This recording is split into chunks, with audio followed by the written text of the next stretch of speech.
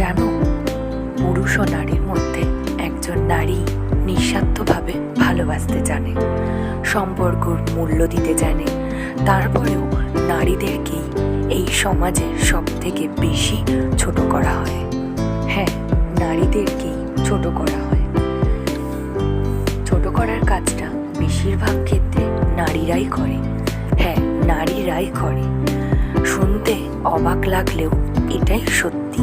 এই নারীরা সমাজের নানান নামে পরিচিত। কখনো বা পাড়ার কাকিমা, মাসিমা, জেঠিমা। এদের মধ্যে সব থেকে গুরুত্বপূর্ণ ভূমিকা থাকেন শাশুড়ি মা। কিছু ভুল বললাম? আর এনারা একজন নারী হয়ে আরেকজন নারীকে কি নিয়ে ছোট করে শুনবে?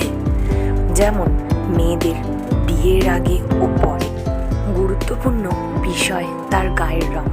সে হোক না শিক্ষিত, হোক না ভদ্র, তা দিয়ে কি ধুয়ে খাবো? এটা আমার নয়, তাদের মতামত। প্রতিবেশীর বাড়ির অবিবাহিত মেয়ে কখন স্কুল ও কলেজ থেকে বাড়ি ফিরছে, হোক না নিজের বাড়ির মেয়ে 4:45 বদলে 6টায় ফিরছে, তাতে কোনো সমস্যা নেই। কিন্তু পাড়ার মেয়েটির ওপর সঠিকভাবে কর্তব্য করা চাই, তাই না কাকিমা?